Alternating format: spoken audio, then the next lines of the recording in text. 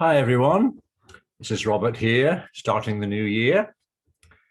And by now, I think several of us have encountered clients or maybe colleagues who have said to us, I still feel tired after the break. And so I wondered about this, and I came across a blog by a man called David Lappin. And he, interestingly, looks at the difference between fatigue and depletion. And to explain what he meant, he says that they are two different states of being. Fatigue is when a muscle or the mind has been used to the point of failure and it requires rest to recuperate. Contrastingly, depletion is when our inner resources of energy have been drained. And this may have no connection to exertion at all. One can feel depleted without feeling tired. And one can be tired without being depleted. And he suggests we consider an empty glass of water. You can rest it for as long as you like, but it will not replenish its contents. Similarly, your body and mind are just containers. Your emotions, your intellect, and your spirit are all the contents. You can only give emotional, intellectual, and spiritual output when your container is overflowing with content. This means you always need to be more emotional, intellectual, and spiritually input than output. If you continually draw from your content, you quickly become depleted. People with this overflow are the people we find energized and energizing. On the other hand, depleted people who need others to fill them up are often the individuals who drain us. But here's the problem. Because fatigue and depletion can feel the same, we often misdiagnose our condition. We think we are fatigued, so we rest. But in fact, we might be depleted, in which case, no amount of rest will restore our inner resources. When we are depleted, we need restoration rather than rest or relaxation. Many people are currently suffering more from depletion than from fatigue, but few recognize this. Some took summer leave and came back to work as exhausted as before, because rest and relaxation alone don't restore depleted inner resources.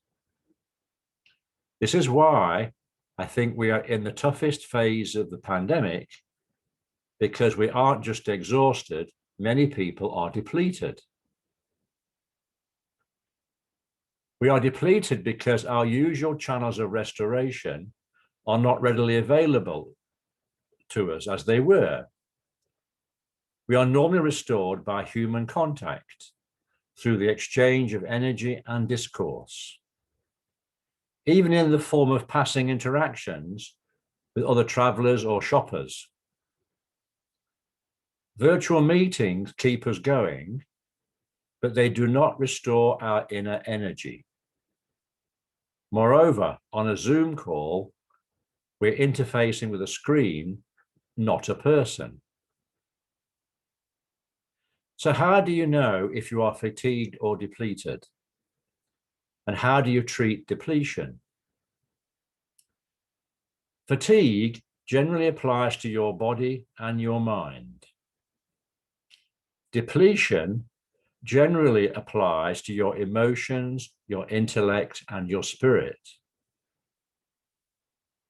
Depletion can give you the feeling of physical or mental exhaustion.